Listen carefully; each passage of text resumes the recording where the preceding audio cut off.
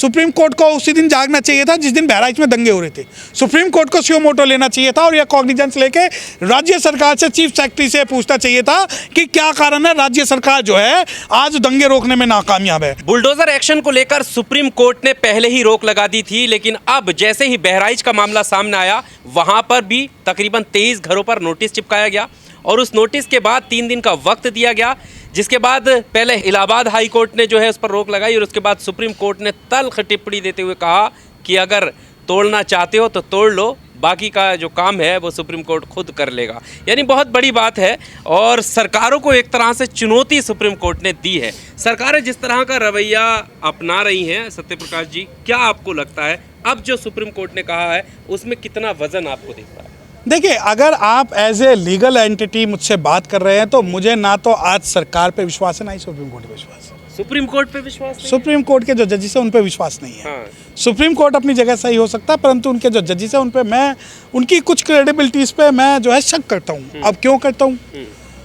भारत के इतिहास में पहली बार ऐसा हुआ कि चीफ जस्टिस ऑफ इंडिया के घर जो है प्रधानमंत्री गए, मोदी जी पूजा करने गए। वो एक सिंबॉलिक एक इन्होंने दिखाया कि हम जो भी करेंगे खुल के करेंगे। अब चंद्रचूड़ साहब के घर पे जाते हैं नरेंद्र मोदी जी। हाँ। नरेंद्र मोदी जी के जो चेले हैं वो है योगी जी। तो आप ये कैसे मान सकते हैं कि जो माननीय चंद्रचूड़ साहब हैं वो जो है न्याय निष्पक्ष देंगे? अब दूसरी बात, अब आप मुझसे कहते हैं कि आपने तो बहुत बड़ा आरोप लगा दिया, बुलडोजर पे तो उन्होंने तल्ख टिप्पणी की है और उन्होंने ये कहा है हमने, है ना, वो तो ये हाँ वो ये और वो। मुझे एक बात बताओ, सुप्रीम कोर्ट सोने के बाद ही क्यों जागता है? जब आज जो सुप्रीम कोर्ट जाग रहा है, मुझे बताओ कि सुप्रीम कोर्ट ने क्या उन लोगों के खिलाफ एक्शन लिया जिन्होंने इलीगल रूप से शेड्यूल कास्ट की और मुस्लिमों की जमीनें तोड़ी है, बुलडोजर चलाया? क्या सुप्रीम कोर्ट की ये तल्ख टिप्पणी कि भाई आप जो है हम देख लेंगे ये और वो, क्या सुप्रीम कोर्ट ने इस मामले में कहा कि जिन अधिकारियों ने और जिन नेताओं के आदेश पे ये आदेश पारित हुआ है उन सब के खिलाफ क्रिमिनल मुकदमे दर्ज किए जाएं मिसयूज ऑफ पावर के? क्या सुप्रीम कोर्ट न्याय देने के नाम पे सिर्फ ये दिखावा और नोटंकी करेगा कि भाई हमने एक टिप्पणी कर दी? आप मुझे एक बात बताएं, क्या जो भारत के अंदर पहले जो बुलडोजर चले हैं या जो एनकाउंटर हुए हैं, क्या सुप्रीम कोर्ट ने इस मामले पे कभी भी अपना रुख क्लियर किया? आज आप कहते हैं कि नहीं सुप्रीम कोर्ट ने बहुत बड़ा काम किया। सुप्रीम कोर्ट को उसी दिन जागना चाहिए था जिस दिन बहराइच में दंगे हो रहे थे।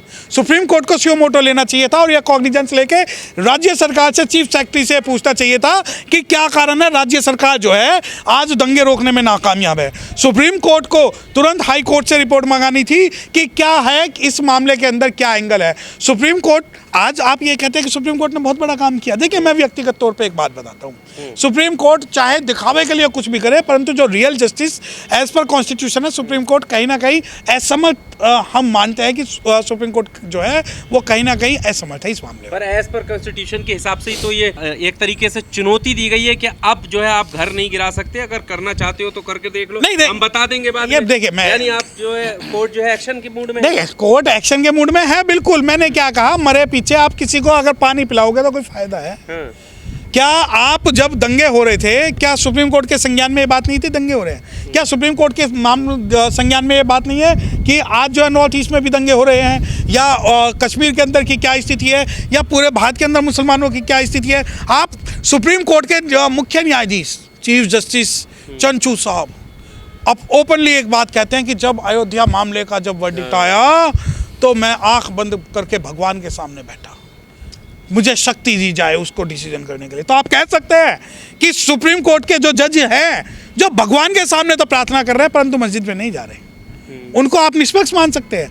आप ये कह रहे हैं कि सुप्रीम कोर्ट ने बहुत बड़ा डिसीजन ले लिया कि नहीं जो है बुलडोजर नहीं चलेगा। अरे भाई, आई मौज फकीर की दिया झोपड़ा फूक, आप लगा दो चला दो बुलडोजर। क्या है इन शेड्यूल कास्ट और मुस्लिम का? नहीं होगा क्या? आप मुझे बताओ ना। अच्छा, एक बात बताएं, चलो बुलडोजर चल भी गया तो क्या भारत के अंदर जो ये तनाव की स्थिति है वो खत्म हो जाएगी? क्या सुप्रीम कोर्ट राज्य सरकार के मामले में हस्तक्षेप करेगा कि राज्य सरकार फेल है कानून और सुरक्षा के लिए, और राज्य सरकार के जो अधिकारी हैं वो बायस है जिन्होंने नोटिस चिपकाया है, और कई बार गाइडलाइन बनाने के बावजूद भी अगर चीफ मिनिस्टर और कोई भी अधिकारी उस गाइडलाइन का उल्लंघन कर रहा है तो क्या उसके ऊपर उन्हें आप जेल भेजोगे? क्या सुप्रीम कोर्ट ये कह सकता है कि हमारी गाइडलाइन इशू होने के बावजूद भी आपने अगर वहाँ नोटिस चस्पा किया है और आप इन मकानों को तोड़ रहे हैं तो हम आपके खिलाफ क्रिमिनल और सिविल और कंटेम्प्ट ऑफ कोर्ट की कार्रवाई करेंगे। अब आप ये कहो नहीं नहीं, आपको तो हर चीज़ में ना क्रिटिसिज्म दिखता है, आपको तो बायस हो, आप तो बिल्कुल कोर्ट को भी इस प्रकार देखते हो। मुझे एक बात बताए ना, आपका विश्वास कब से हो गया सुप्रीम कोर्ट में? सुप्रीम कोर्ट के सामने एक मुद्दा आया कि भाई आप ये डिक्लेयर करो ये बाबरी मस्जिद थी या राम जन्मभूमि थी। सूट फॉर डिक्लेरेशन के हिसाब तो नहीं किया सुप्रीम कोर्ट जजिस ने, बल्कि उसे सूट फॉर पार्टीशन कर दिया। और जब वो जो जज उस वक्त चीफ जस्टिस था वो तुरंत जो है भाजपा पे चला गया। भाजपा के अंदर अगर वो गया है तो आप मान सकते हो कि वो जज जो है बायस नहीं होगा। अब दूसरी बात देखिए, सुप्रीम कोर्ट का अगर संवैधानिक शक्तियों को प्रयोग करते हुए सुप्रीम कोर्ट अगर कुछ चैलेंज कर रहा है कि भाई हाँ ऐसे बिल्कुल सही है, लेकिन मेरा सवाल ये है मरने के बाद क्यों आप पानी पिलाओगे? अगर कोई भी घटना हो से कंट्रोल लगेगा या नहीं लगेगा ये बताइए। देखिए ये आपकी गलत फहमी है। नहीं लगेगा, नहीं लगेगा। हो सकता है ये मामला सुप्रीम कोर्ट के कहने को भी ऐसे ही टाल दिया। नहीं, सुप्रीम कोर्ट का क्या, सुप्रीम कोर्ट तो बहुत सारी जजमेंट पास करता है जिसे राज्य सरकार लागू नहीं करती। सुप्रीम कोर्ट के मामले में कई बार SC/ST एक्ट के मामले में हम देखते हैं कि वो मना कर देते हैं। इसके साथ ही इलाहाबाद हाई कोर्ट ने भी 15 दिन का स्टे लिया है ना। नहीं देखिए, इलाहाबाद हाई कोर्ट की स्थिति एक अलग है, सुप्रीम कोर्ट की स्थिति एक अलग है। आज जो वो जो स्टे है वो सिर्फ और सिर्फ डेमोलेशन के अगेंस्ट में स्टे है। मेरा सवाल ये है कि उन अधिकारियों के खिलाफ कौन कार्रवाई करेगा जिन्होंने 3 दिन के अंदर वो नोटिस चस्पा कर दिया? क्या वो क्रिमिनल रूप से लायबल होंगे या नहीं होंगे? क्या चीफ मिनिस्टर इस मामले में शामिल है? क्या भारत के मुसलमानों को डर दिखाने के लिए पहले तो बुलडोजर पॉलिसी अपनाएंगे, फिर बुलडोजर पॉलिसी के बाद में सुप्रीम कोर्ट चले जाएंगे? मुझे एक बात बताओ कि न्याय की बात यह है कि आपने अगर गलत किया है तो आपके खिलाफ भी कानूनी कार्रवाई होनी चाहिए। अब तो पट्टी हट गई आंखों से, तो निष्पक्ष कार्रवाई तो अभी इसीलिए तो दिख रहा है कि सब कुछ दिख रहा है। यही तो दिख रहा है कि मुस्लिमों का केस है, इसमें बस ठीक है हम स्टे लगा देते हैं। Supreme court should ask from the state government that under which provision of law you have affixed these demolition notice and who were the culprit officers who issued that notice against the Muslims only।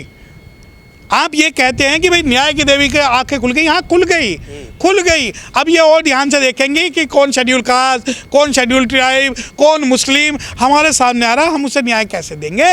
ये जो पट्टी की जो कहानी है ये चलो छोड़ दो, ये दूसरी है। परंतु यकीन मानिए कि सुप्रीम कोर्ट इतना एक्टिव नहीं है जुडिशियली और कॉन्स्टिट्यूशनली कि वो हर मामले पे कॉग्निजेंस ले सके। पर क्या वजह है सर, जिस तरह से कोई भी धार्मिक उनकी बिगड़ती है तो नोटिस चिपका दिए जाते हैं और एक वर्ग को निशाने पर लिया जाता है, चाहे वो फिर वो प्रोटेस्ट के लिए क्यों ना आया हो सड़कों पर? नहीं, मैं वही आपको बता रहा हूँ कि ये जो बुलडोजर पॉलिसी है या ये एनकाउंटर जो पॉलिसी है, ये पॉलिसी गैर संवैधानिक है। आप कॉन्स्टिट्यूशनली सब चीज़ कीजिए। मैं तो खुल के कह रहा हूँ कि जिन दंगाइयों ने कुछ भी आगजनी की है, पत्थरबाजी की है, बिल्कुल कीजिए, लेकिन कानून की एक प्रक्रिया है। आप ऐसा नहीं कर सकते कि आप सिर्फ जाति देख के धर्म देख के बुलडोजर चला दे, आप जाति देख के और धर्म देख के आप एनकाउंटर कर दे।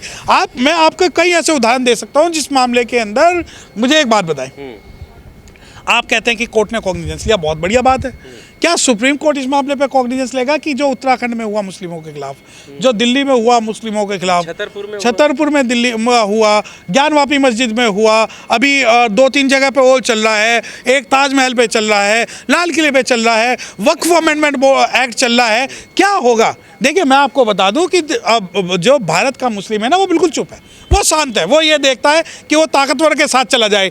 आपको बस मैं एक एग्जांपल ये बता दूं कि भारत के अंदर बुद्धिस्ट लोग हैं जो बहुमत के बहुत सारे लोग हैं वो, और बोध गया जो उनका एक बहुत पवित्र मंदिर है, उस बोध गया के अंदर जो पूरा कंट्रोल है वो नॉन बुद्धिस्ट लोगों के हाथ में है, और सारी की सारी चीज़ें जो मैनेज होती है आज नॉन बुद्धिस्टों के हाथ से मैनेज होती है, और वही जो हिसाब है वो वक्फ अमेंडमेंट आने के बाद में मुस्लिमों के साथ होगा।